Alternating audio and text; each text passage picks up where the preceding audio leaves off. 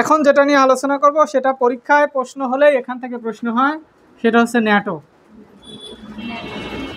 NATO হচ্ছে north Atlantic treaty organization, সংক্ষেপে NATO.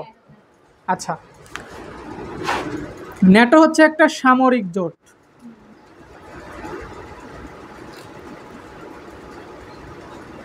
পরীক্ষাতে আসবে ন্যাটো কোন জোট, অপশনে থাকবে সামরিক, অর্থনৈতিক, আঞ্চলিক, মিলিটারি, এটা ওটা থাকবে, কিন্তু সামরিক জোট। এখন ন্যাটো প্রতিষ্ঠা হয় 50 সালে। ন্যাটো প্রতিষ্ঠা হয় 4 জুলাই 1949 সালে। প্রথম 12টি দেশ নিয়ে ন্যাটো প্রতিষ্ঠা হয়। এখন আমাদের জানতে হবে ন্যাটো কিভাবে প্রতিষ্ঠা হলো, কেন প্রতিষ্ঠা হলো, ন্যাটোর কেন প্রয়োজন হলো, আমরা একটু বিস্তারিত জানি। ঠিক আছে, আমরা জানি দ্বিতীয় বিশ্বযুদ্ধ শেষ হয় 1945 সালে, তাই না? এই দ্বিতীয় বিশ্বযুদ্ধের পরে বিশ্বে কিন্তু একটা বিশাল পরিবর্তন হয়। পুরো বিশ্বের যে সুপার পাওয়ারগুলো আছে, বিশেষ করে যারা বড় বড় ক্ষমতাধর রাষ্ট্র, তারা দুই ভাগে ভাগ হয়ে গেল। এক ভাগের প্রধান হচ্ছে আমেরিকা যুক্তরাষ্ট্র, আর এক ভাগের প্রধান রাশিয়া। তাহলে এক পক্ষে ছিল কে? US, United State of America, মানে যুক্তরাষ্ট্র। আর এক পক্ষে ছিল কি? Soviet Union. আচ্ছা, এখন এরা চাইতে হচ্ছে তোমার পুঁজিবাদী রাষ্ট্র ব্যবস্থা, পুঁজিবাদী, যাকে বলা হয় ক্যাপিটালিজম। এরা চাইতো সমাজতান্ত্রিক রাষ্ট্র ব্যবস্থা। ওকে, তার মানে পুঁজিবাদী রাষ্ট্র ব্যবস্থা হচ্ছে এমন একটা রাষ্ট্র ব্যবস্থা যেখানে রাষ্ট্রের ব্যক্তিগত সম্পত্তি রাষ্ট্রের হাতে থাকবে না, অর্থাৎ যার যত ক্ষমতা সে তত সম্পদের কি মালিক হবে। এটা হচ্ছে পুঁজিবাদী রাষ্ট্র ব্যবস্থার মূল কথা। দেখবা পুঁজিবাদী রাষ্ট্র ব্যবস্থা, দেখবা একজন ধনী তার কোটি কোটি টাকা, আর একজন গরিব তার কিন্তু কিছুই নেই। আর সমাজতান্ত্রিক রাষ্ট্র ব্যবস্থা হচ্ছে এমন একটা রাষ্ট্র ব্যবস্থা যেখানে সম্পদের মালিকানা থাকবে রাষ্ট্রের, মানে রাষ্ট্রের হাতে থাকবে কি সম্পদের মালিকানা, অর্থাৎ রাষ্ট্র সকল সম্পদের মালিক কি হবে? রাষ্ট্র হবে। এবং রাষ্ট্র কি করবে? জনগণ যারা যারা কাজ করবে সেই কাজ অনুযায়ী তারা কি পারিশ্রমিক পাবে।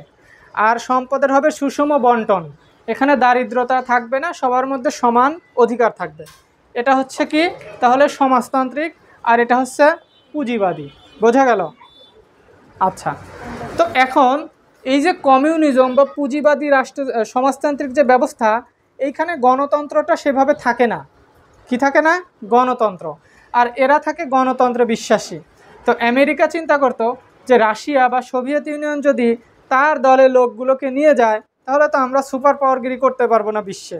তখন এই দুইজনের মধ্যে সবসময় একটা যুদ্ধ লেগে থাকতো, নাম তার কোল্ড ওয়ার। হ্যাঁ, কোল্ড ওয়ার বা স্নায়ুযুদ্ধ।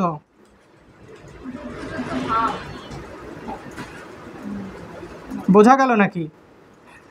এই যে 1945 সাল থেকে যুদ্ধ শুরু হলো, মানে কোনো জায়গায় কিন্তু তারা অস্ত্র নিয়ে মুখোমুখি যুদ্ধ করে না, রেষারেষি, হিংসা, বিদ্বেষ, হ্যাঁ, মুখ দেখা দেখি বন্ধ, কথা বলা বলি বন্ধ, এই টাইপের যে অবস্থা তাকেই বলা হয় স্নায়ুযুদ্ধ বা কোল্ড ওয়ার বা ঠান্ডা লড়াই।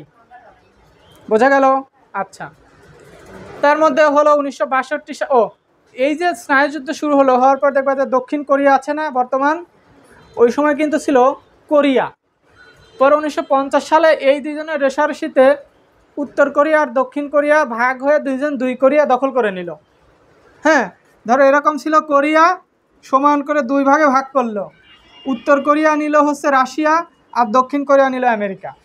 ভাগ করে নিল তারা গায়ের জোরে। ভাগ করে নেওয়ার ফলে এই উত্তর কোরিয়া হয়ে গেল সমাজতান্ত্রিক দেশ আর দক্ষিণ কোরিয়া হয়ে গেল পুঁজিবাদী দেশ।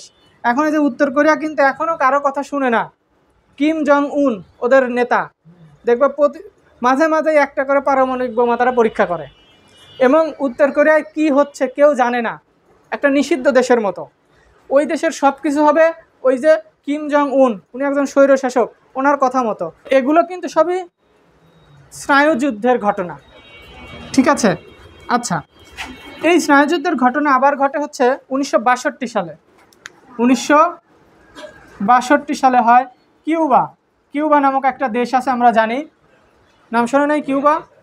এখন এই যে কিউবা, কিউবা একটা ক্রাইসিস হয়, তার নাম হচ্ছে missile crisis. Cuba missile crisis 1962 সালে পরীক্ষাতে কিন্তু এবার আসছে কয়েকবার যে কিউবা মিসাইল ক্রাইসিস কত সালে হয়, 1962 সালে।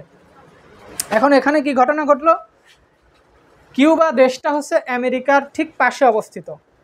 আমেরিকার পাশে যে ক্যারিবীয় দ্বীপপুঞ্জ আছে না, যেখানে 13টি ছোট ছোট দ্বীপ আছে, ওই যে গেইলরা যেখানে থাকে, গেইল পোলার্ডের বাড়ি কোথায়, ওয়েস্ট ইন্ডিজ। এই ওয়েস্ট ইন্ডিজ বলে তো কোনো দেশ নেই, 13টি ছোট ছোট ক্ষুদ্র দ্বীপ মিলে একসঙ্গে কি ওয়েস্ট ইন্ডিজ বলা হয়। এগুলো সবই তো কালো মানুষ, এই কালো মানুষ কৃষ্ণাঙ্গ, এরা হচ্ছে তোমার বলা হয় ওয়েস্ট ইন্ডিজ। তো ওখানে একটা ছোট্ট দ্বীপ আছে, সেই দ্বীপটার নামই হচ্ছে কিউবা। এখন কিউবার যে নেতা ছিল তার নাম হচ্ছে ফিদেল ক্যাস্ট্রো, নাম শুনেছ? ফিদেল ক্যাস্ট্রোর কেউ নাম শুনো নাই? বঙ্গবন্ধুর বন্ধু ছিল। এখন বঙ্গবন্ধু যখন 1974 সালে ন্যাম চতুর্থ সম্মেলন হয়, 1974 সালে কি হয়, ন্যাম ন্যাম নামক একটা সংগঠন আছে না, ন্যাম নন অ্যালাইনমেন্ট মুভমেন্ট, সংক্ষেপে ন্যাম। 1974 সালে বঙ্গবন্ধু মারা যাওয়ার আগের বছর 74 সালে আলজেরিয়ার রাজধানী আলজিয়ার্স, এই আলজিয়ার্সে হয় একটা সম্মেলন। সেই সম্মেলনে বঙ্গবন্ধু যায়, তখন বঙ্গবন্ধুর সঙ্গে দেখা হয় কার, ওই ফিদেল ক্যাস্ট্রোর।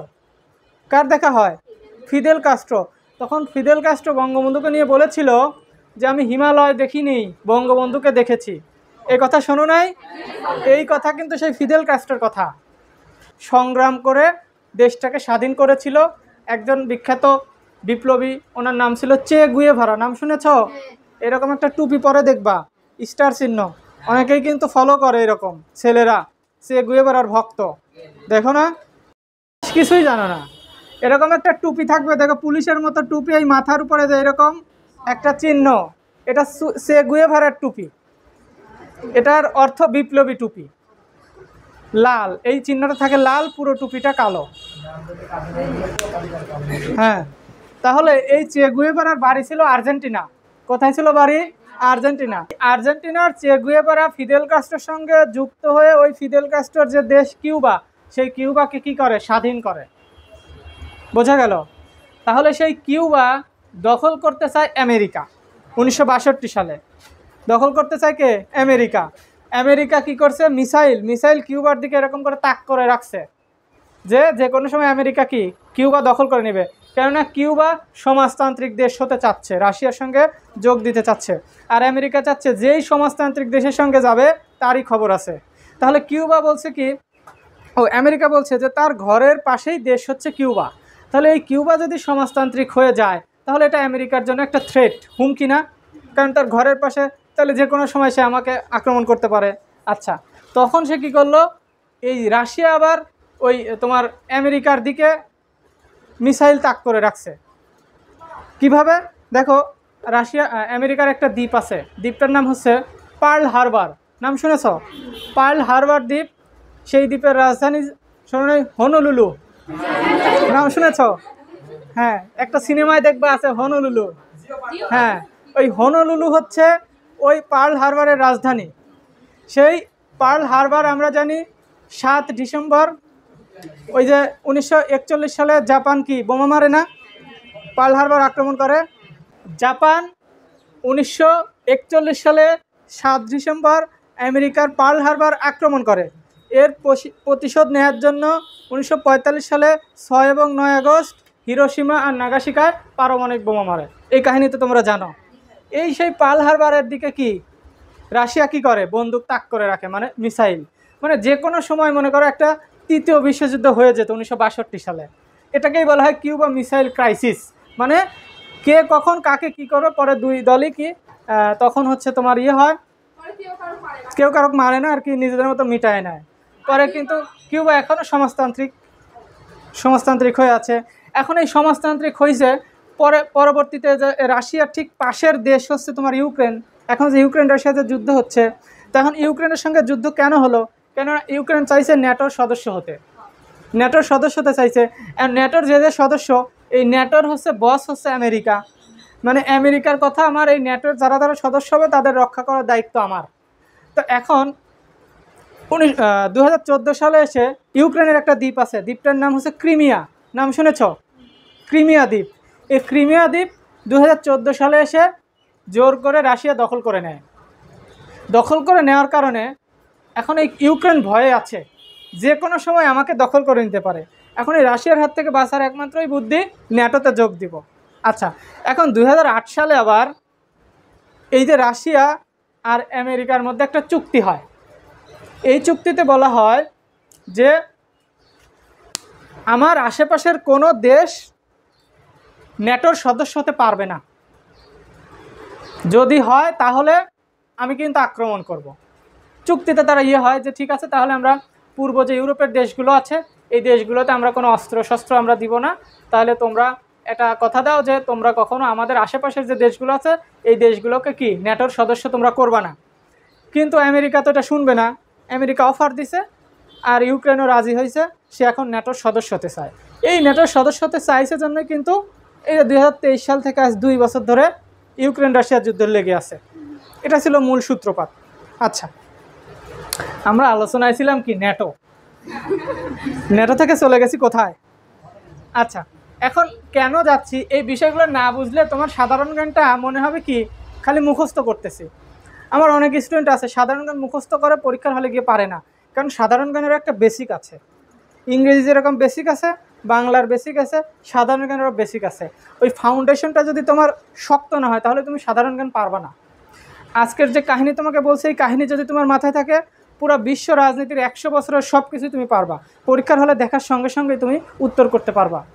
কিন্তু এইগুলো তোমার মনোযোগ দিয়ে শুনতে হবে, বুঝতে হবে। এগুলো হচ্ছে সাধারণ জ্ঞানের বেসিক আলোচনা। এরকম হতে হতে আমরা জানি যে পরবর্তীতে যে জার্মানি হয়, এই জার্মানিকেও তারা 2 ভাগে ভাগ করে। জার্মানিকে 2 ভাগে ভাগ করে, এই পশ্চিম জার্মানি আর পূর্ব জার্মানি।